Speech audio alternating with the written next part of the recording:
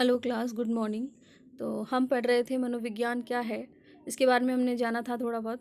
फिर इसके बाद हमने उसका परिचय जाना। मनोविज्ञान एक उसके बाद हम ये जानते हैं कि मनोविज्ञान जो शाखा है उसमें मनोविज्ञान एक प्राकृतिक विज्ञान के रूप में कैसे है तो उसको जानते हैं। तो पूर्व में बताया गया है कि मनोविज्ञान की जड़ें दर्शन शास्त्र में होती हैं। हालांकि आधुनिक मनोविज्ञान का विकास मनोवैज्ञानिक गोचरों के अध्ययन में वैज्ञानिक विधियों के अनुप्रयोग के कारण हुआ है। विज्ञान वस्तुनिष्ठता पर सर्वाधिक बल देता है, जो एक संप्रत्यय की परिभाषा एवं वह कैसे मापा जा सकता है के विषय में सहमति बनाने पर प्राप्त की जा सकती है। डेकार्ट से प्रभावित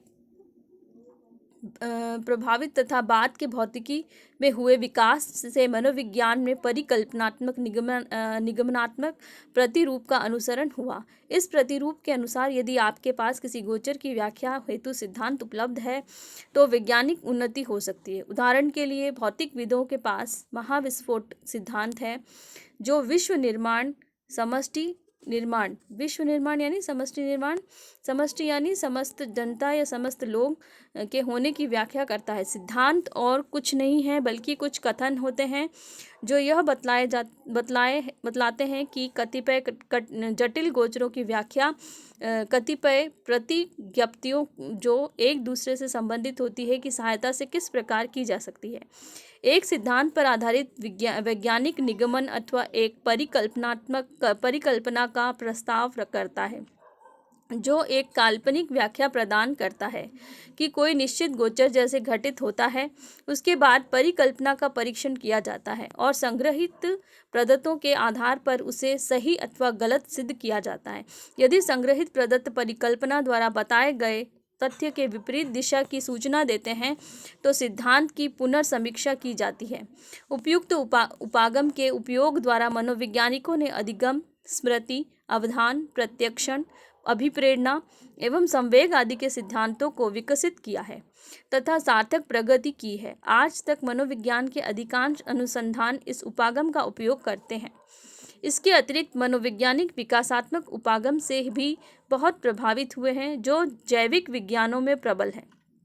इस उपागम का उपयोग लगाव तथा आक्रोश जैसे विभिन्न मनोवैज्ञानिक गोचरों की व्याख्या में भी किया गया है। तो जैसे कि हमने देखा कि एक जो मनोविज्ञान है, अगर हम उसको देखें एक प्राकृतिक विज्ञान के रूप में, तो बहुत सारे सबसे पहले मनोविज्ञान की जो जड़ें हैं वो दर्शन शास्त्र में हैं। और आधुनिक मनोविज्ञान की अगर हम बात करें तो कुछ ऐसे सैंपल जिनको हम कहते हैं गोचर कहते हैं, जिनके द्वारा ये पता लगाया गया कि मनोविज्ञान प्राकृतिक विज्ञान किस प्रकार से है। तो सबसे पहले ये भौतिकी का ये नियम है या भौतिकी का विकास इस प्रकार से हुआ है कि पहले किसी भी सिद्धांत को प्रतिपादित करने के लिए कुछ परिकल्पना बनाई जाती है। परिकल्पना आधार पूर्व निर्धारित कुछ कल्पना के आधार पर सिद्धांत निर्माण किए जाते हैं, फिर उस पर प्रयोग करके उसको सिद्ध करके और उसके नियम बनाए जाते हैं, तो हम उसको परिकल्पना कहते हैं और फिर उसको आंकड़ों के द्वारा सिद्ध किया जाता है।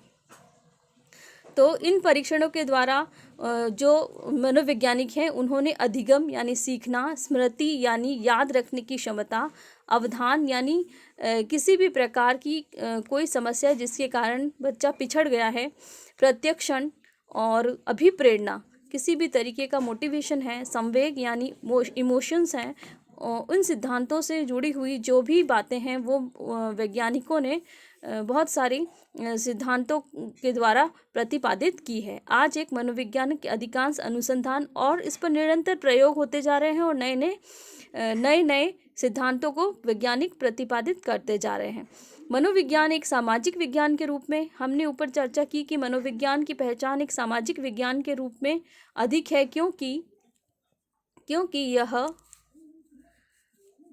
क्योंकि यह व्यवहार का उसके सामाजिक सांस्कृतिक संदर्भों में अध्ययन करता है। मानव मात्र अपने सामाजिक सांस्कृतिक संदर्भों से प्रभावित नहीं होते हैं बल्कि वे उनका निर्माण भी करते हैं। मनोवैज्ञानिक एक सामाजिक विज्ञान की विद्या शाखा के रूप में मनुष्य को सामाजिक प्राणी के रूप में देखता है। रंजिता एवं शबनम की निम्न कहानी, इसको जो हमने देखा कि मनोविज्ञान एक सामाजिक रूप में है, किस प्रकार है, तो क्योंकि मानव के व्यवहार का अध्ययन मनोविज्ञान के अंतर्गत किया जाता है, तो उसकी सामाजिक सांस्कृतिक संदर्भों को भी उसमें शामिल किया जाता है। मनोविज्ञान एक सामाजिक विज्ञान है। इसको प्रमाणित करने के लिए एक कहानी यहाँ पर दी गई है, जिसमें रंजीता एवं शबनम एक ही कक्षा में थी। यद्यपि वे एक ही कक्षा में थी और एक दूसरे से परिचित थी, फिर भी उनका जीवन काफ़ी भिन्न था। रंजीता किसान परिवार से थी। उसके दादा दादी, माता पिता एवं बड़े भाई अपने खेतों में काम करते थे। वे गांव के अपने घर में एक साथ रहते थे। रंजीता एक अच्छी खिलाड़ी थी और लंबी दौड़ में अपने विद्यालय में सर्वोत्तम थी। उसे लोगों से मिलना तथा मित्र बनाना पसंद था।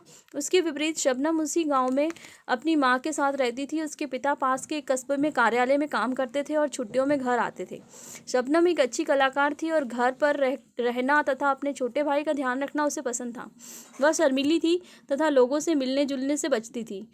विगत वर्ष यानी पिछले वर्ष बहुत वर्षा हुई तथा पास की नदी में आई बाढ़ गांव में आ गई। निचले हिस्से में बने बहुत से घरों में पानी भर गया था। गांव वालों ने एक साथ मिलकर जो लोग दुखी थे उन्हें आश्रय दिया था। शबनम के घर में बाढ़ आई थी तथा वह अपनी माँ एवं भाई के साथ रंजीता के घर रहने आई थी। रंजीता परिवार की सहायता करने तथा उन्हें सुख की अनुभूति कराने में प्रसन्न थी। जब बाढ़ कम हुई तो रंजीता की माँ एवं दादी ने शबनम की माँ का घर बसाने में सहायता की थी। दोनों परिवार एक दूसरे के बहुत निकट हो गए। रंजीता एवं शबनम भी एक दूसरे की घनिष्ठ मित्र हो गई थी। रंजीता एवं शबनम के इस उदाहरण में दोनों बिल्कुल भिन्न व्यक्ति हैं। जटिल सामाजिक एवं सांस्कृतिक दशाओं में दोनों भिन्न परिवारों में पली और बढ़ी हैं। आप उनके स्वभाव, अनुभव एवं मानसिक प्रक्रियाओं में उनके सामाजिक एवं भौतिक वातावरण के साथ संबंध में कुछ नियमितता देख सकते हैं, परंतु उसी के साथ उन्हें उनके व्यवहार एवं अनुभवों में अंतर भी है, जिसका पूर्व कथन ज्ञात मनोवैज्ञानिक सिद्धांतों से बहुत कठिन होगा। यहाँ यह समझा जा सकता है कि क्यों और कैसे समुदाय में लोग एक दूसरे की कठिनाइयों के समय सहायता करते हैं तथा त्याग करते हैं, जैसे रंजीता एवं शबनम के उदाहरण में देखने को मिलता है। परंतु उनकी स्थिति में हुआ जब उनकी स्थिति में भी सभी ग्रामीणों के समान रूप से सहायता नहीं की तथा ऐसी समान स्थिति में सभी समुदाय इतना आगे नहीं आते हैं। वास्तव में कभी कभी इसका उल्टा ही हो सकता है। लोग समान परिस्थितियों में असामाजिक हो जाते हैं तथा विपदा में लूटने तथा शोषण करने में संलग्न हो जाते हैं। इससे स्पष्ट होता है कि मनोवैज्ञानिक व्यवहार एवं अनुभव का उसके साथ समाज एवं संस्कृति के संदर्भों में अध्ययन करता है।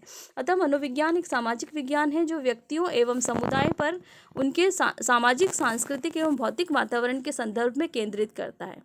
तो जिस प्रकार की इसे हमने एक कहानी के द्वारा ये समझा कि समाज में रहने वाले लोग एक दूसरे के सहयोग के लिए हमेशा तत्पर रहते हैं और कभी कभी इसके विपरीत परिस्थिति भी होती है। तो ये सारी बातों का ही अध्ययन मनोविज्ञान के अंतर्गत किया जाता है कि मानव का व्यवहार कब किस परिस्थिति में किस प्रकार से प्रयोग में आता है, किस प्रकार से कार्य करता है। ये सारी बातें इसमें अध्ययन की जाती है। नेक्स्ट पॉइंट हम कल नेक्स्ट क्लास में पढ़ेंगे।